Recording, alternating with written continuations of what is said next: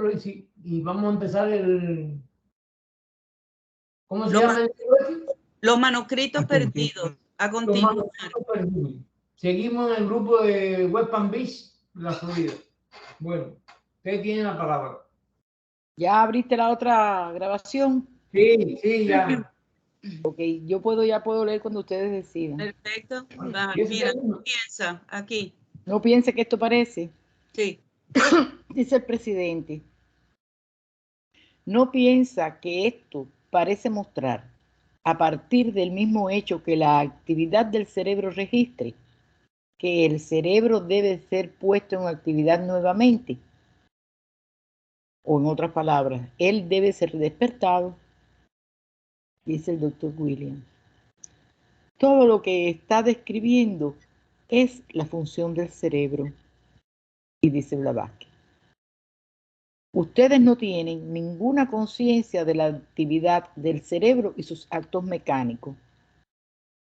KDB, uno lo nota frecuentemente en la vida diaria. Y dice Blavatsky, en los sueños, de la misma forma en que la memoria entra en juego, deben tener una memoria y una percepción de esto. Y si captan una idea fugaz de esto, quizás sean capaces de reconstruir el sueño. Conocí a personas que podían reconstruir sus sueños de las formas más extraordinarias. Si solo captaran un poco, sería suficiente. Ellos solo se lanzarían a una especie de estado negativo y poco a poco volverían a ellos nuevamente, de manera que pueden bombear nuevamente esas cosas que estaban presentes inconscientemente. Pero esas personas son muy raras. La persona promedio sueña lo que es una perfecta insensatez.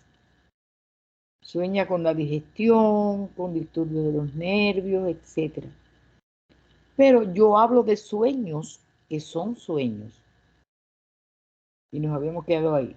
Doctor William, no puede ser algo de ninguna importancia. Aún así, pienso que si sale como está, será severamente criticada en la obra. Si esto es un tema con alguna consecuencia, yo no lo sé. Blavatsky. Si fuéramos a escribir como todos los benditos sabios en el mundo, tendríamos que meternos en los sabios, en ellos. La sociedad teosófica, dicen, es absurda, es un revoltijo, tiene alucinaciones, es esto, aquello y lo otro. ¿Qué pueden hacer? Doctor William. Supongo que la sociedad teosófica y usted misma también desean evitar lo más posible darles la ocasión para esas observaciones.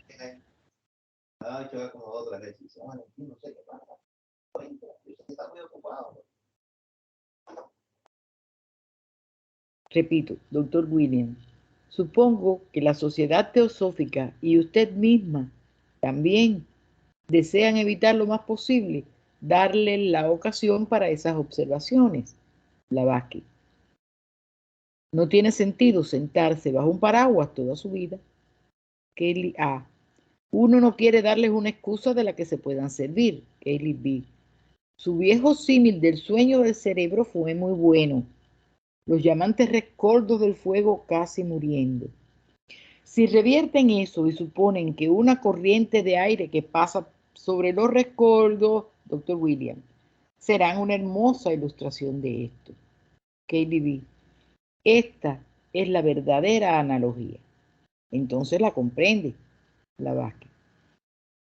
No sé si esto está menospreciado. KBB. El punto es este. Usted obtiene un factor o dos tal como son. Estas chispas se despiertan en el cerebro. El cerebro recién comienza a despertar. Se combinan por la actividad que hubo durante la noche en el cerebelo, el cual a su vez se está avivando bajo los planos de la conciencia. Blavatsky. ¿Estaba usted aquí, doctor Williams, cuando hablábamos de esto? Lo tengo todo en el pequeño libro. He estado escribiendo bastante en él. No son notas como las que he tomado aquí. Allí estuve escribiendo páginas completas.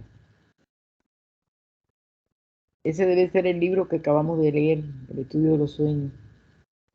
Kaylee A. ¿Es que el cerebelo alguna vez deja de trabajar? Blavatsky. No, pero se pierde totalmente en las funciones del cerebro que está, tal como dice el doctor Williams, conectado más con lo que él llama la vida vegetativa. Kaylee B. Kaylee.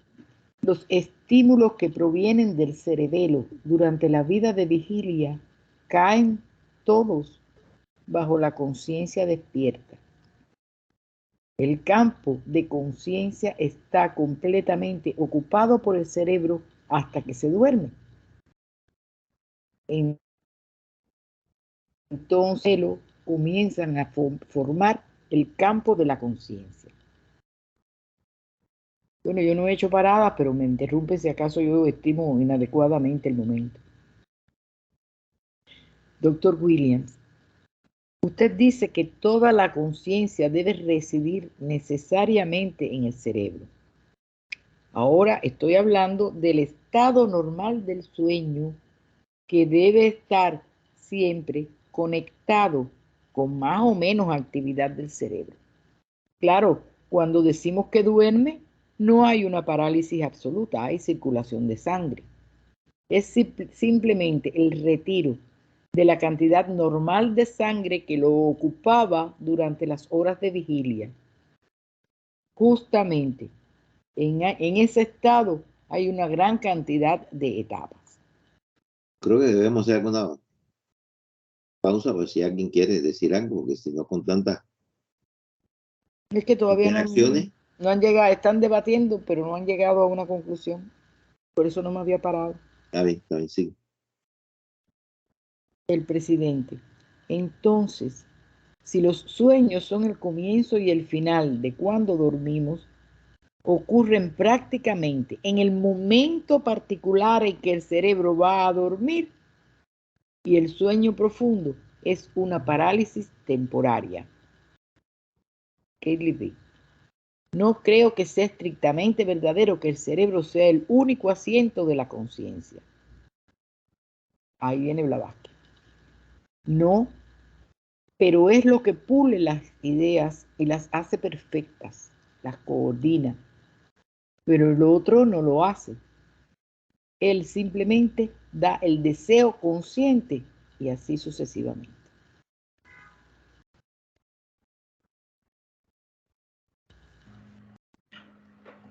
Eso es lo que hace el cerebro, el encéfalo, que como lo resumen tan claro, pule las ideas y las hace perfectas y todas las coordina. Todos tenemos una idea a la vez en nuestra mente, las imágenes son así, se van sucediendo, no se mezclan todas. Sino que eso es lo que hace el cerebelo. El cerebro, el encéfalo. Pero el otro dice, el otro es el cerebelo, pero el otro no lo hace. Él simplemente da el deseo consciente y así sucesivamente, el cerebelo. Ya. Correcto, correcto.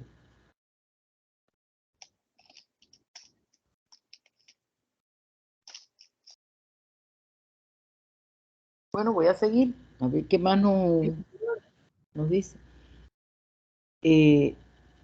Dice entonces, eso es lo que dijo Blavatsky, dice el doctor Williams. Ellos dicen que una planta sensitiva tiene conciencia. Me refiero a la conciencia coordinada. Kaylee B. Voy a leer primero la nota. El barón Dupré, Carl Dupré, filósofo alemán, 1839-1899, quien fue miembro de la Sociedad Teosófica. Entonces, Kaylee B. dice, Dupré cita varios experimentos muy curiosos que muestran que hay una especie de conciencia local. Doctor Williams. Esto es lo que ellos llaman reflejo de conexión. Kaylee B. Él va más allá de esto en el caso de clarividencia, que la percibe a través del estómago. Él cita un buen número de casos bien autentificados que fueron experimentos propios en esta dirección, donde muestra que el umbral de conciencia es capaz de un amplio rango de vibraciones mucho más amplias de lo que estamos acostumbrados a atribuirle, tanto hacia arriba como hacia abajo. Kelly A. El punto que pensaba traer es este. Ustedes obtienen su cerebro actuando desde el punto de su conciencia al comienzo y al final del sueño. Muy bien. En el período intermedio, un período de sueño profundo, la conciencia del hombre no está perdida, sino que continúa. Kelly B. La conciencia del hombre es entonces inherente al ego superior, lo dice, no lo pregunta. Kelly A. Pero el cerebro no es un órgano suficientemente sensitivo bajo esas circunstancias. B. No, excepto cuando es impresionado al momento de despertar y puede confundirse con las sugestiones y estímulos y sensaciones que han ocurrido durante la noche en el cerebelo. Kelly A. Ahora consulto. El cerebelo ha sido llamado a veces el órgano coordinador de los sentidos fisiológicos. Kelly B. Del sentido de la vista, ¿quieres decir? Kelly A. El órgano coordinador, quiero preguntar si es posible que el cerebro sea el órgano coordinador de las ideas.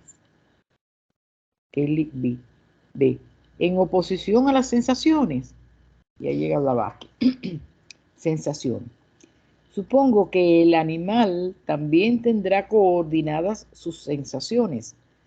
Si le dan un nombre en el hombre, es algo diferente.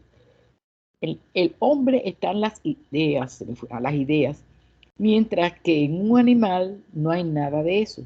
Es simplemente un sentimiento instintivo. El animal no piensa. Kelly A. Bien, pero hablando bruscamente, tienen al animal con sus sensaciones que son transmitidas al cerebro si hay algo para hacer por primera vez. Ese proceso es repetido hasta que finalmente hay una especie de curso de acción determinado, dando una repetición de la sensación.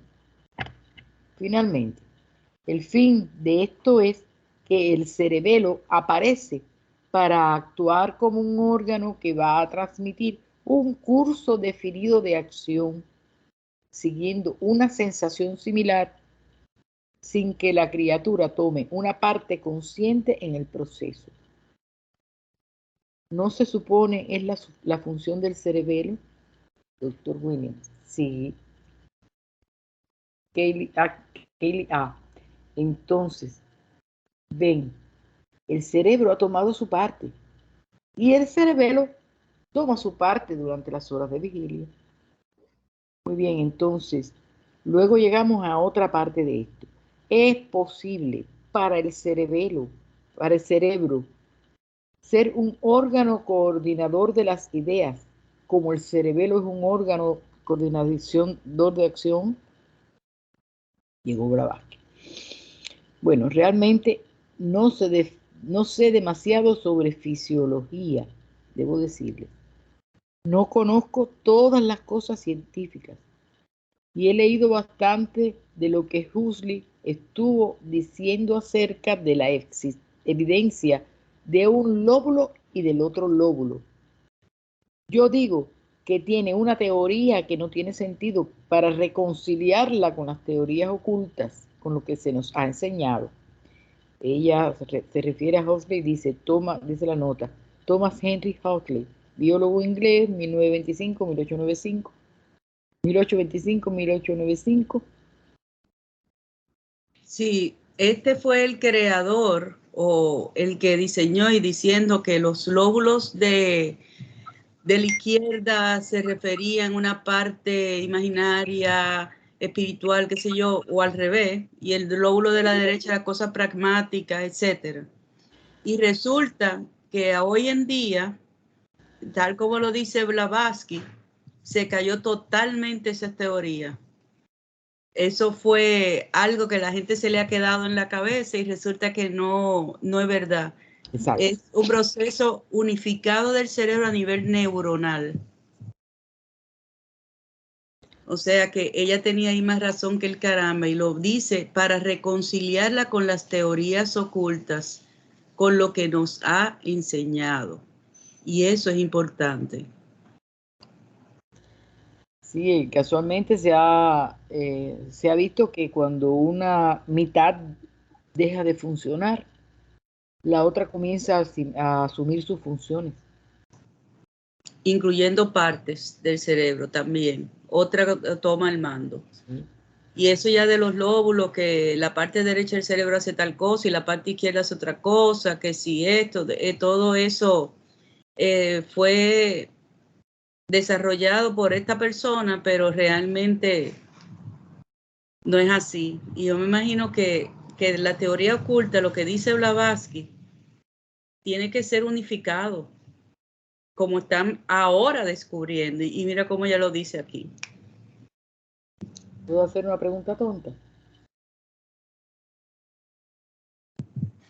Sí. ¿Verdad?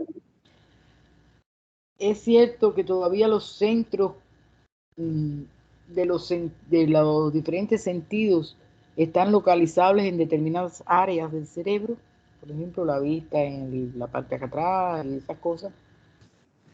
Sí, hay algunas que sí están determinadas, pero son parte y no se sabe cómo algunas personas, entre comillas, no se sabe cómo, entre comillas, pueden suplirla.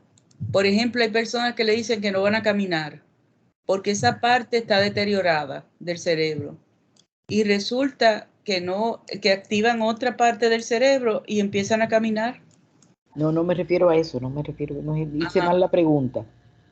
Por ejemplo, hay un área donde se centra o se concentra el control de la vista. Otra que atiende la audición, que es independiente de los lóbulos.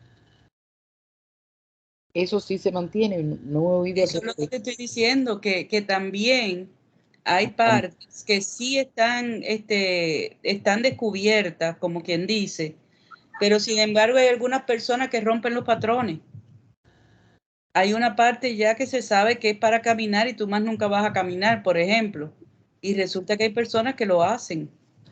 Porque yo tenía entendido, pero ¿por qué pregunto, Mari? Porque a mí me parece que la repetición de los movimientos o la repetición de las acciones es lo que marca los surcos en el cerebro que indican el conocimiento o el dominio de una actividad, ya sea abrir la mano, leer, subirse, rascarse el moño, no sé, algo.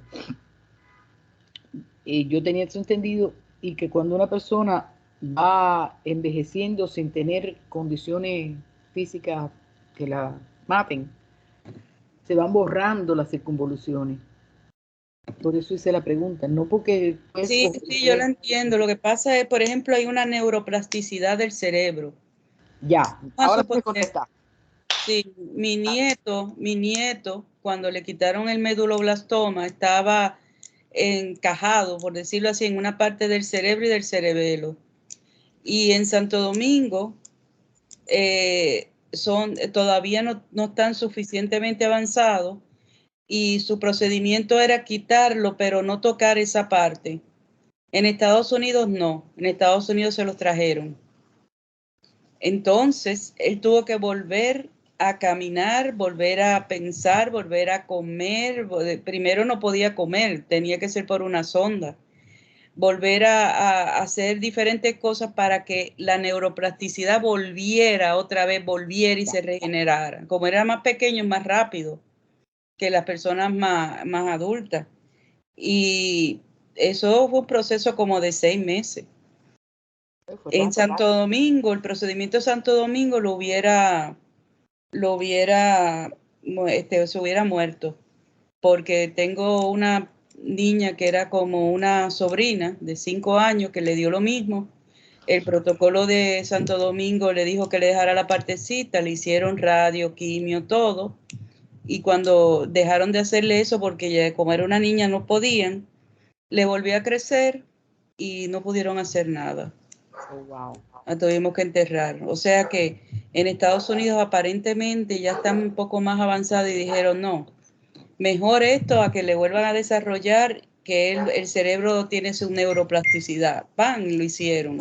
Y fue difícil, sí, ver a mi nieto así y hacer todo eso, pero bueno, él lo logró y ahora es excelente en las notas.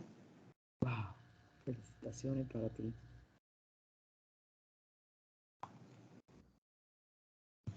O sea, no perdió ninguna facultad, gracias a Dios.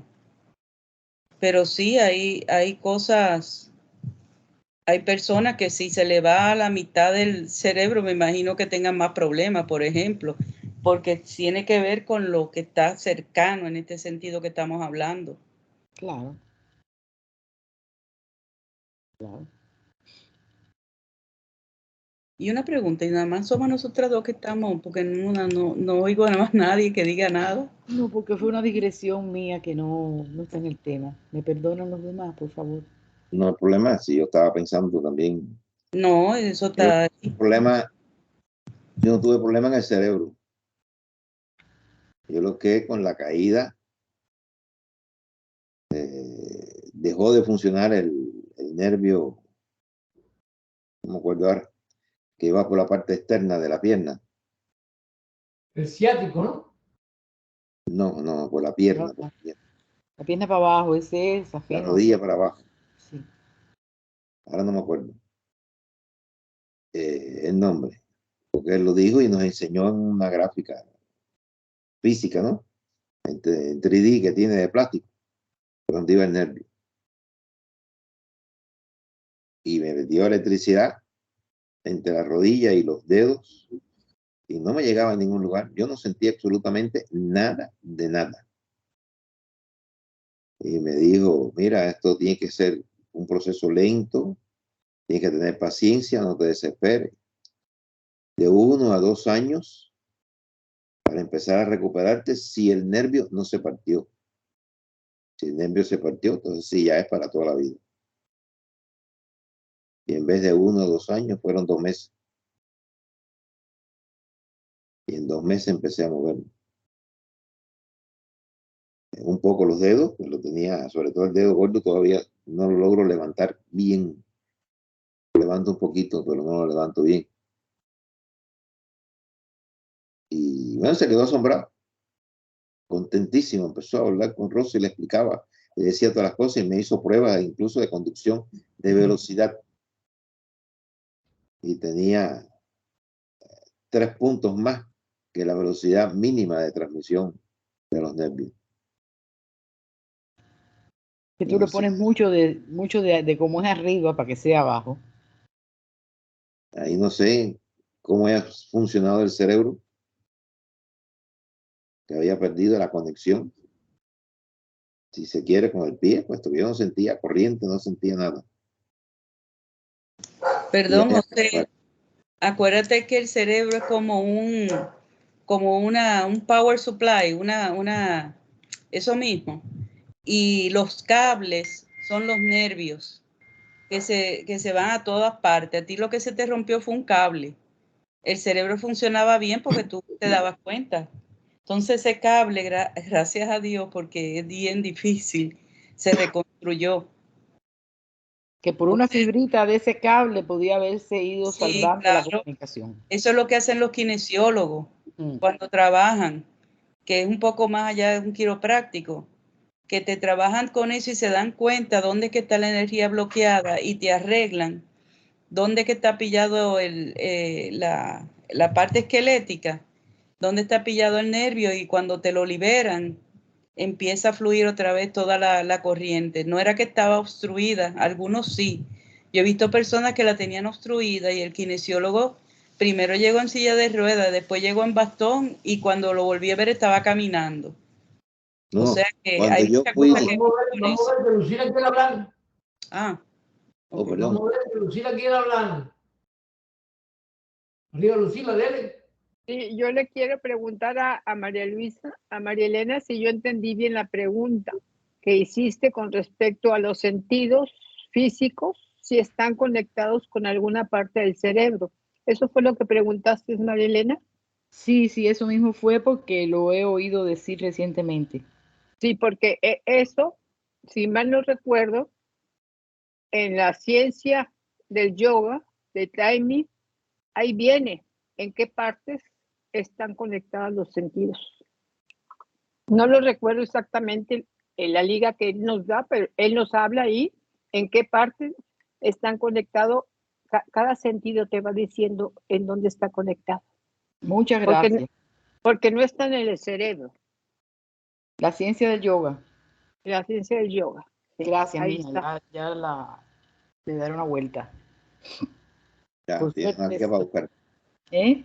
Tiene una guía para buscar. Su concho me abrió, claro, me abrió la ventana para que me entre la luz. Gracias. Bueno, sigamos. Bueno, decía doctor William, no creo que lo puedan entender. Pienso que Huxley es ultramaterialista. Entonces llega a Blavatsky. Él habla de cosas muy peculiares. Lo he leído varias veces y pienso que si lo leyera 10 veces más tampoco lo entendería. Puede ser muy científico fisiológicamente, pero en realidad, por lo que he podido verificar por mi propia experiencia en los sueños, todo lo que vi durante el sueño, etc., no le encontré sentido a lo que él dice. No veo que sea así. Kaylee B. Si uno le hace cosquillas a un hombre durmiendo, él hará un movimiento para evitarlo, pero sin despertarse. Por lo tanto, el estímulo va hacia el cerebelo y la acción mecánica se produce. Sin ser Archibald.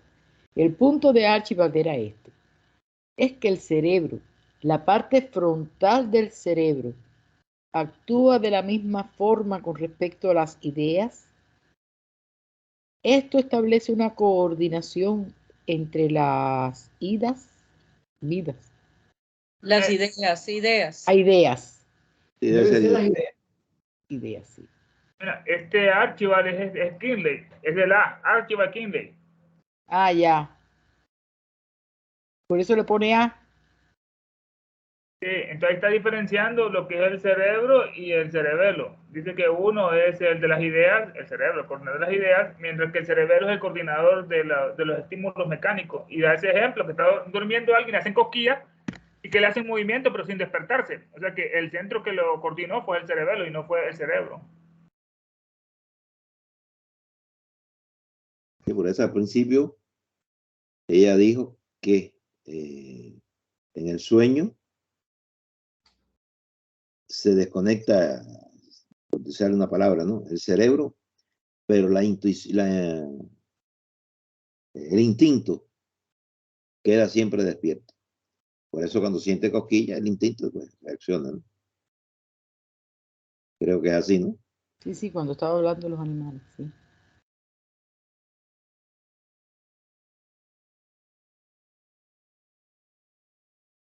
Blavatsky. Creo que sí.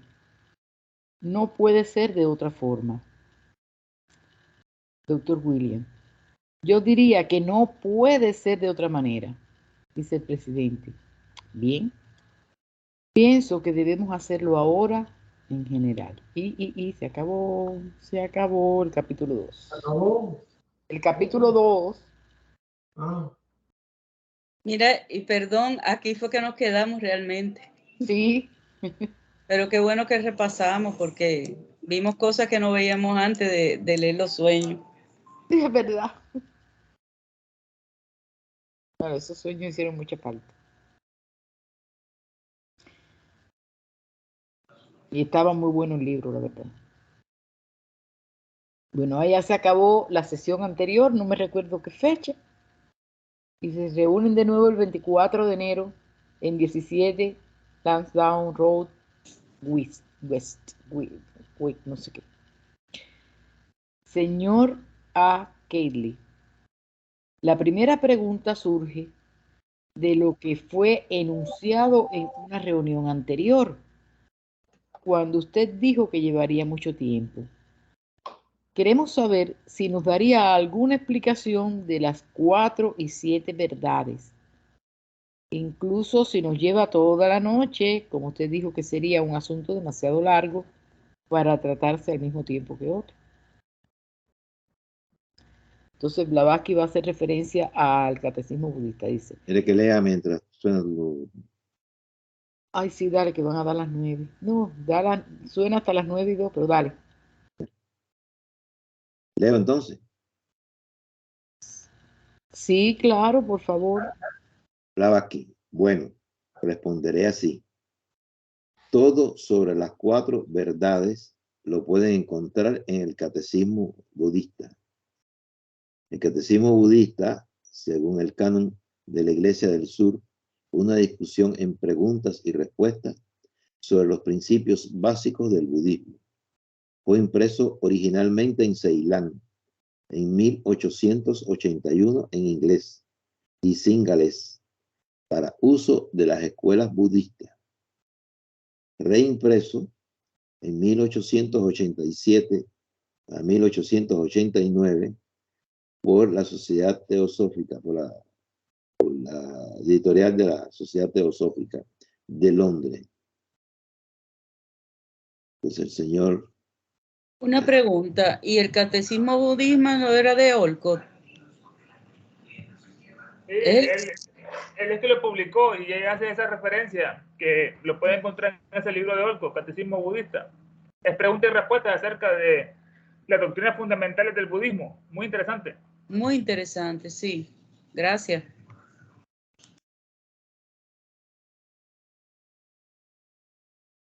Bueno, continúen.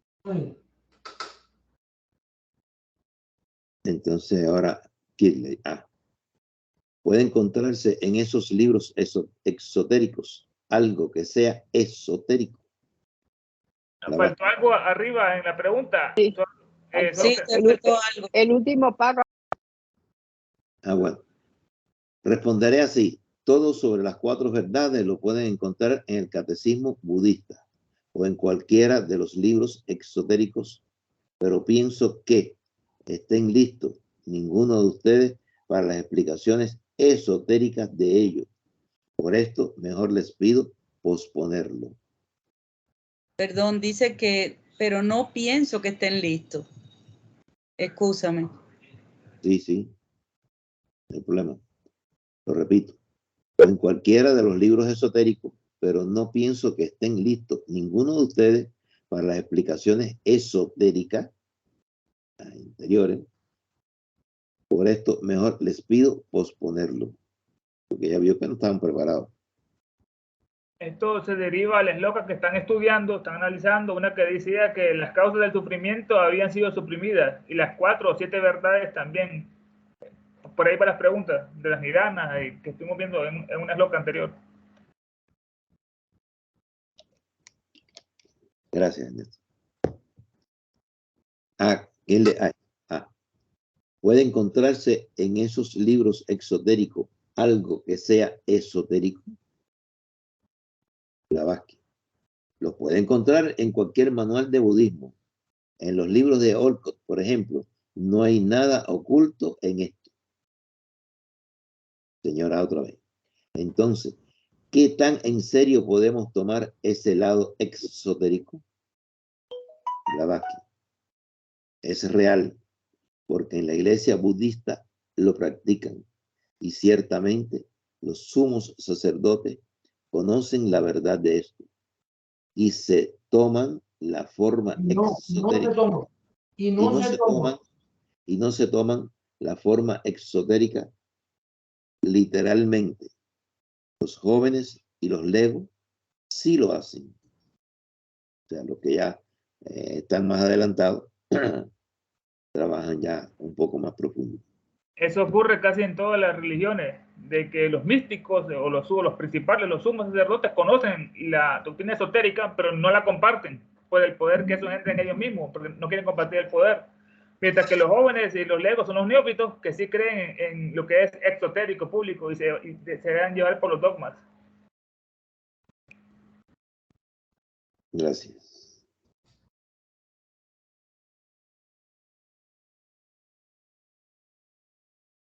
Ahora, otra vez, señora. Entonces, ¿qué tanto valor tiene esto? Blavatsky. Tiene un gran valor porque es una disciplina y lo ayuda a llevar una buena vida y tener su mente fija siempre en lo espiritual, que todavía hoy en día, a más de un siglo, normalmente no lo hacemos. Nota mía, señora. Entonces, seguimos la doctrina secreta, estancia 1, esloka 5. Solo la oscuridad llenó el todo ilimitado.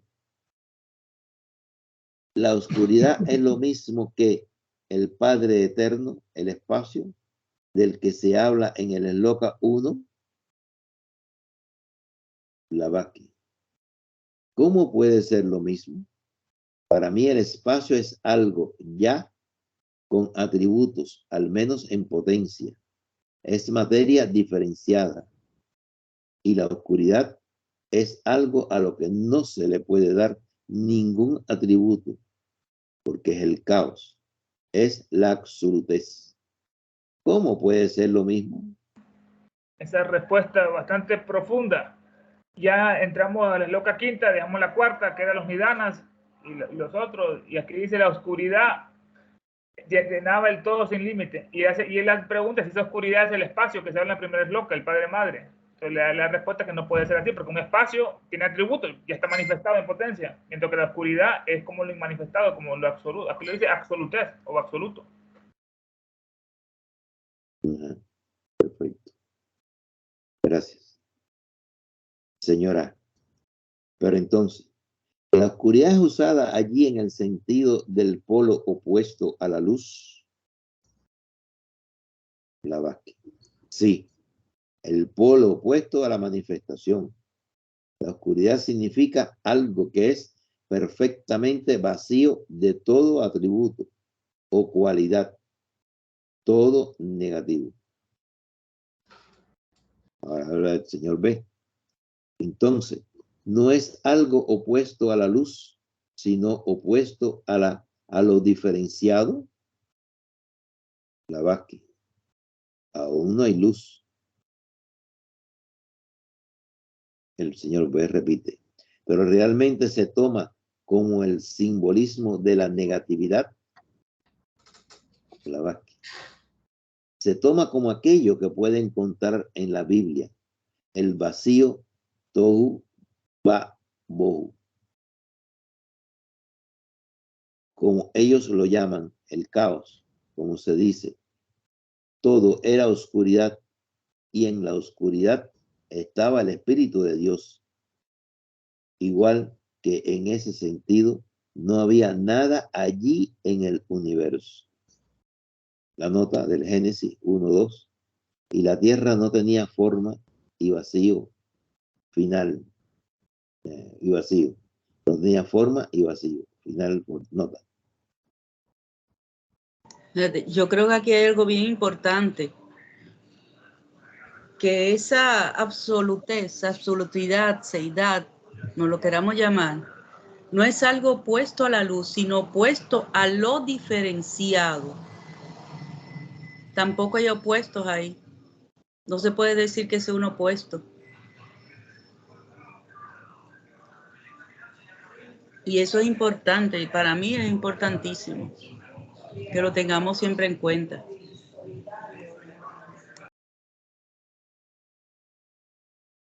Lo que está manifestado es opuesto a lo que está inmanifestado, que fue más o menos lo que ella está diciendo. Ya está diferenciado el espacio, igual que la luz. Aún no había luz, todavía hay diferenciación.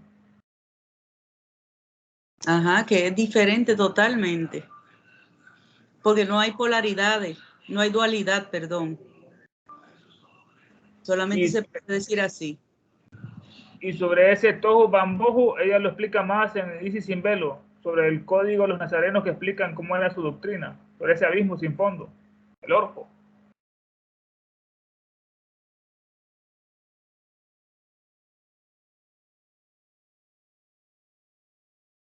Repito, entonces, Kingsland, es que no hay luz o simplemente algo que la manifieste, Blavatsky.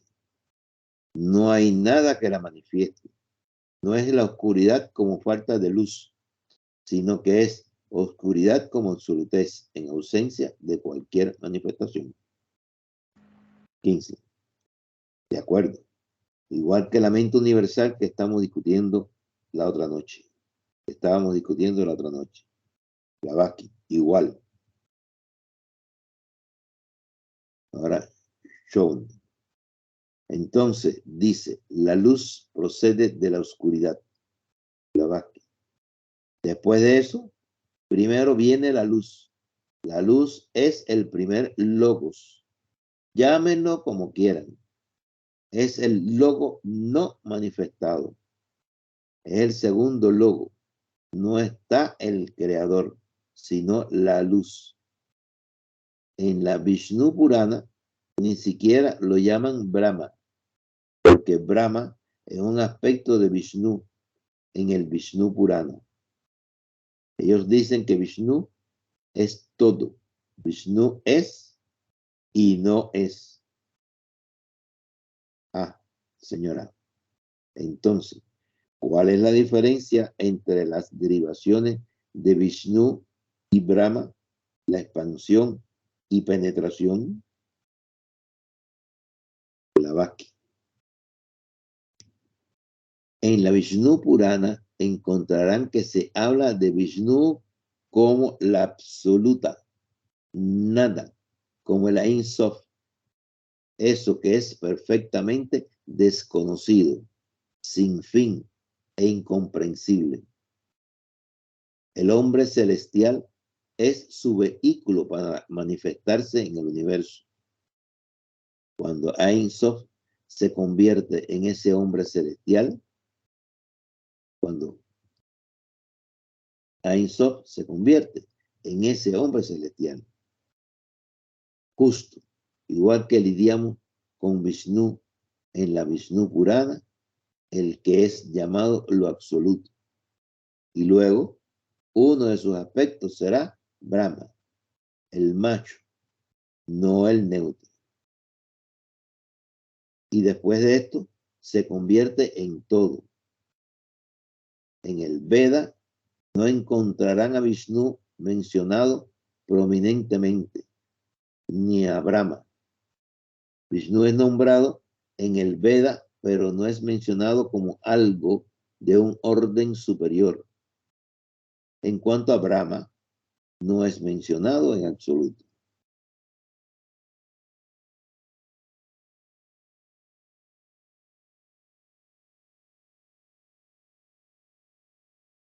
¿Entendieron todo ahí? Ahí más o menos está hablando de las literaturas orientales, sagradas, los libros de ellos, como el Vishnu Purana o los Vedas, que todavía no estaba tan prominentemente ese gran Dios que después se convirtió Brahma como el absoluto, el universo, sino que en ese tiempo era Vishnu, que es más antiguo que Brahma. Ya que Brahma después se manifiesta en el universo, ya sea como macho, como neutro. Es lo que está analizando. ¿Verdad que tuvo que leer ella cantidad de obras de esto? Porque mira eso. Ella lo que leyó, lo entendió, lo asimiló, lo guardó para poderlo decir. Porque sí, señor. yo por lo menos no le puedo decir que he leído mucho, pero lo poquito que he leído de verdad que todavía no logro que me dé la luz. El señor Kirle. Entonces, ¿cuál es la diferencia entre las derivaciones de Vishnu y Brahma? La expansión y penetración. Blavatsky. En la Vishnu Purana encontrará que se habla de Vishnu como la absoluta, nada, como la Ein Sof, eso que es perfectamente desconocido, sin fin e incomprensible. El hombre celestial es su vehículo para manifestarse en el universo. Cuando Ein Sof se convierte en ese hombre celestial, justo igual que lidiamos con Vishnu en el Vishnu Purana, el que es llamado lo absoluto. Y luego uno de sus aspectos será Brahma, el macho, no el neutro. Ahí, mira, ahí más o menos empezó a explicar que igual que el Ein Sof, que es el absoluto en la Cábala, así era Vishnu en el Vishnu Purana, así lo determinaban como el absoluto, o sea, que estaba arriba de Brahma, Vishnu. Y después dice que cuando se va a manifestar en el universo, utiliza el hombre celeste. Ya su manifestación en este universo, Vishnu, usa ese hombre celeste, y así se va diferenciando. Pero todavía no es Brahma el macho ni el neutro. Todavía está más alto Vishnu y todavía Brahma todavía no tiene un papel preponderante. Perdón, y creo que lo que está también diciendo en este párrafo es que ella se está refiriendo a este Vishnu como equivalente a ese Ein Sof, a esa absolutez. Pero ya después todo esto que ella menciona está hablando de cómo se fue como velando ese aspecto real de Vishnu.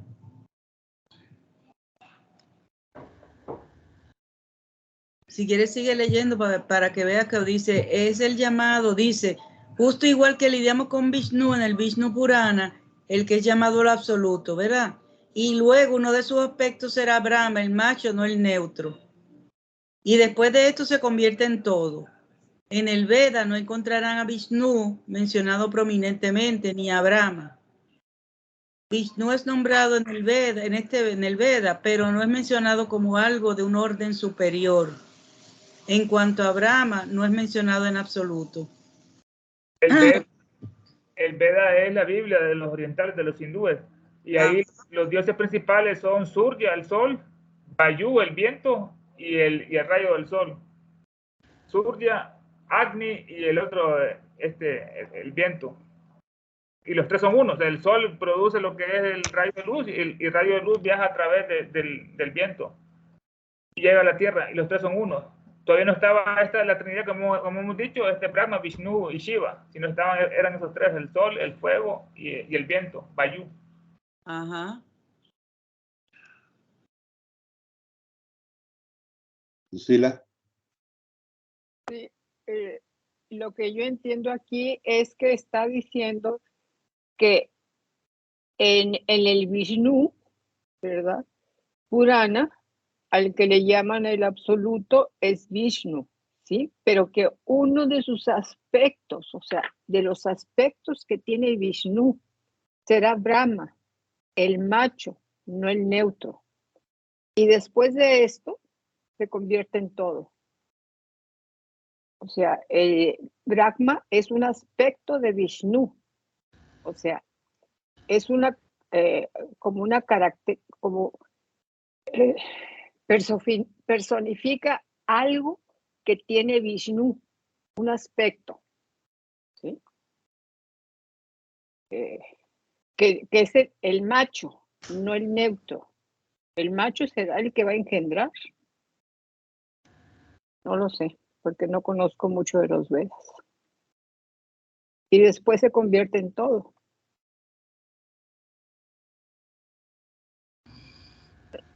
Por eso Brahma no es mencionado en absoluto, porque es un aspecto. No es Vishnu, es un aspecto de Vishnu. Es lo que yo entiendo. Sin profundizar, porque no, más adentro no entiendo más que intelectualmente.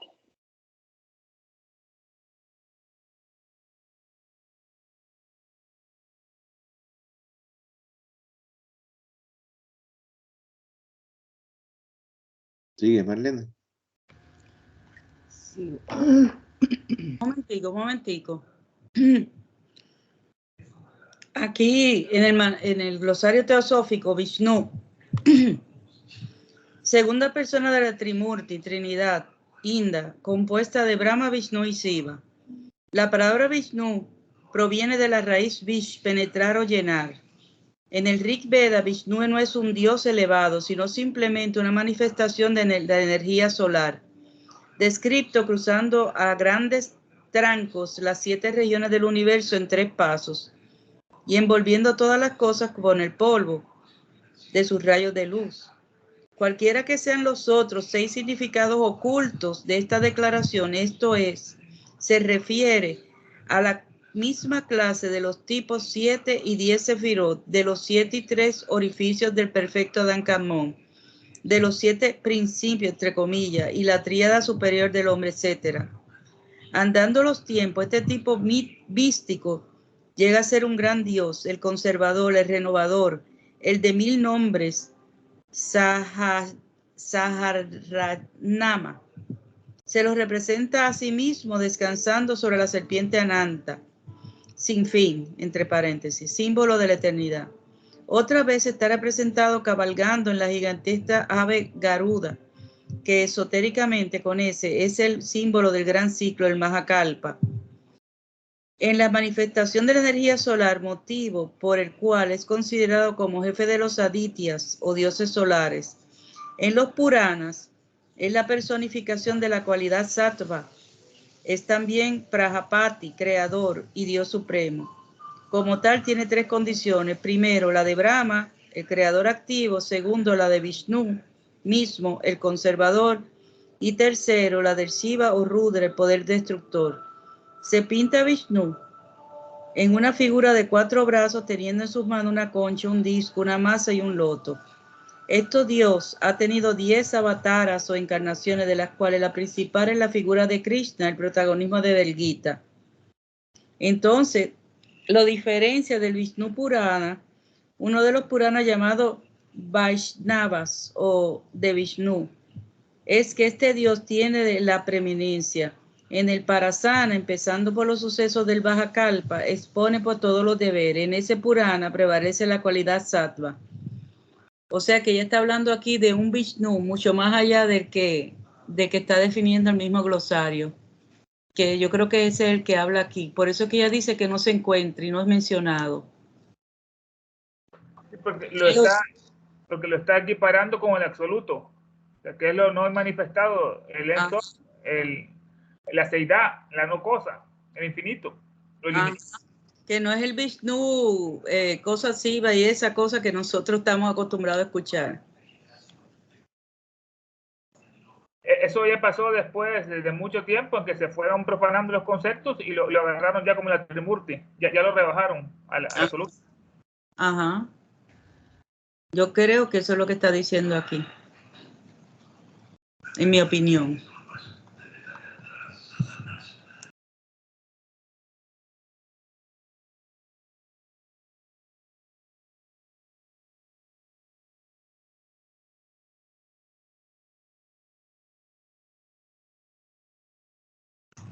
¿Aló, María Elena? Yo estoy aquí, pero estaba pensando. Ay, perdón, es que yo creía que iban a seguir leyendo o si no había comentario, no sé. No, eso es lo que pensaba. Iba a preguntar si había manito, pero me hablaste antes. Señor Kirley, Archibald Kirley. Entonces la cita. ¿Por qué el padre, la madre y el hijo eran una vez más uno? Blavatsky.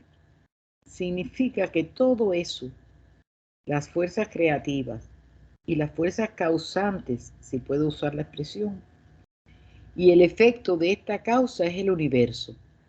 Nuevamente, en el estado indiferenciado, todo estaba fundido en uno, y era uno. El absoluto está en el pralaya siempre.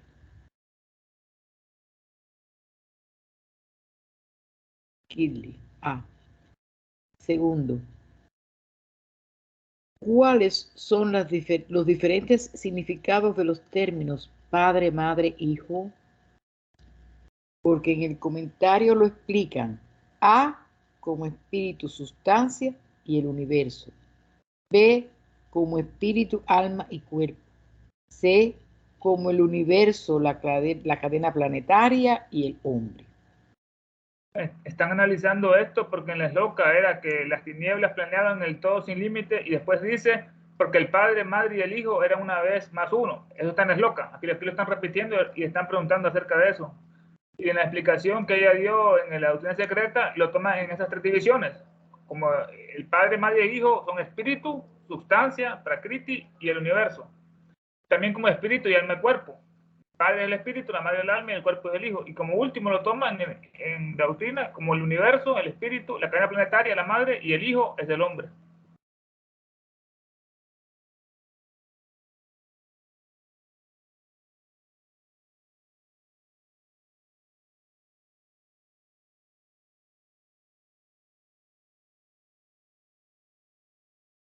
¿Sigo? Sí. Blavatsky. Vale, sí. Bien, eso es lo que son. Pienso que lo he explicado totalmente. ¿Qué más puedo decir? A menos que los antropomorfice y que los haga ídolos y deidades y los ponga como el padre, madre, hijo, como toda clase de dioses, diosas y dioses. No veo cómo lo podría explicar de otra forma. Entonces, tome las últimas líneas de la serie. Supongo que comprende hijo, sustancia, cuerpo y hombre. Que corresponde hijo, sustancia, cuerpo y hombre.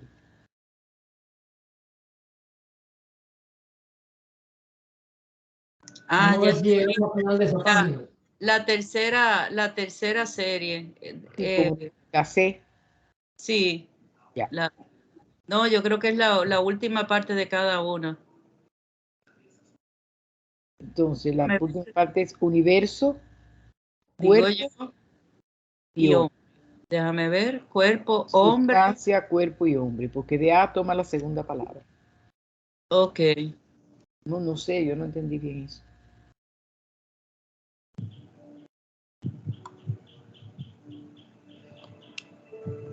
Y ella dice con certeza que es lo más grande. Dice, como lo he explicado yo. Supongo que corresponde hijo.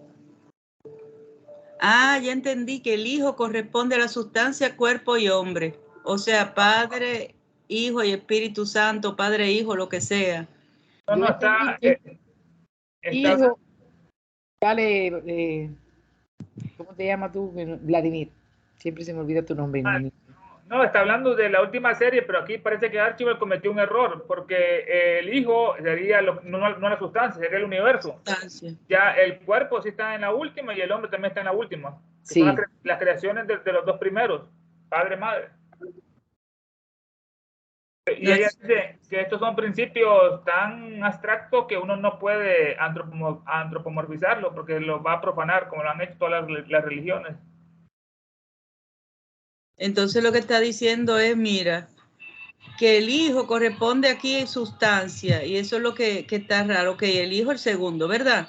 Pero aquí dice cuerpo en este y hombre en este, que es el tercero. O sea que ella lo estaban dando una mezcla peor que la que nosotros hacemos, sinceramente. Y no puedo decir que está hablando de materia y espíritu, porque son dos y estos son cuatro. Sí, porque lo que dice, él dice, tome las últimas líneas de la serie, ¿verdad? Supongo que el hijo, ¿verdad? Este hijo, entonces lo que está diciendo es sustancia, cuerpo y hombre.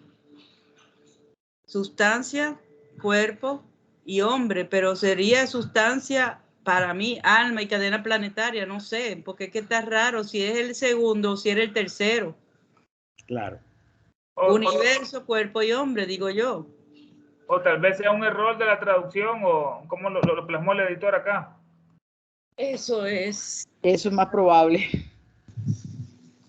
Pero bueno. Puede ser que en inglés, como cambian la permutan, y yo lo tengo aquí en inglés, pero no puedo hacer eso ahora, pues ya son las 9:26. Ese es el problema, que ya yo estoy marcando lo que va a ser el comienzo. Se puede buscar En inglés, yo lo tengo aquí mismo, lo que pasa es que no quiero marearlo. En la siguiente pregunta ya arroja luz sobre todo esto. Ah, bueno. Con certeza, dice Blavatsky, Kaylee. Entonces, ¿por qué el padre y madre están conectados? Entonces la correspondencia es espíritu y sustancia. Ajá. Espíritu y alma. Y el universo y la cadena planetaria. Y el tercer término en la serie puede proceder de los otros dos. Claro, ahora sí. Ahora se entendió. Eso está en ilimitada. Parece proceder de los otros dos. No puede, parece. Sí, aquí en la serie proceden de los otros dos. Sí, que yo Sí, le pero di. que ahora sí están conectados, ahora sí está entiendo. en orden. Ahora puede ser. Mira, el universo y la cadena, ahora sí se entiende lo que dice aquí. Ahora sí. Bueno, lo Mira, vamos a ir padre, dejando por madre, ahí. el 1 y el 2, espíritu y Bueno, sustancia, espíritu y alma, y universo y cadena planetaria. Ahora sí están unificados. comenzamos después era eso, porque el padre y madre están conectados en esa pregunta. Sí, aquí. Y para poder reeditar. Aquí, ¿verdad? Bueno, No, yo decía más abajo, porque ahí nos vamos a enredar otra vez en esta incomprensión que tuvimos. Yo No, proponía pero empezar. es bueno leerla, yo creo, para que es bueno leerla, es bueno Ah, leerla. no, ya está bien, sabes. está bien. Bueno, invocación de cierre. Espérese. Oración por la paz. Excúsenme. Primero, Sí. No es así, es así. ¿quién quiere leerla? Si no, le pedimos a Nina que la lea, que está ahí. Ok. Necesito, sí. Oración por la paz. Llévame de la muerte a la vida, de la falsedad a la verdad. Llévame de la desesperación a la esperanza, del miedo a la confianza. Llévame del odio al amor, de la guerra a la paz. Que la paz llene nuestros corazones, nuestro mundo, nuestro universo. Condúceme de lo irreal a lo real, de las tinieblas a la luz, de los insensatos deseos al gozo pleno, de la ignorancia a la sabiduría, de la muerte a la inmortalidad. Paz, paz, paz por el cielo. Que la paz irradie tanto en todo el cielo como en el vasto espacio etéreo en todas partes. Que reine la paz en toda esta tierra, en el agua y en todas las hierbas, árboles y criaturas. Que la paz fluya sobre todo el universo. Que la paz esté en todo el universo. Y que siempre exista en todo. Paz y solo paz.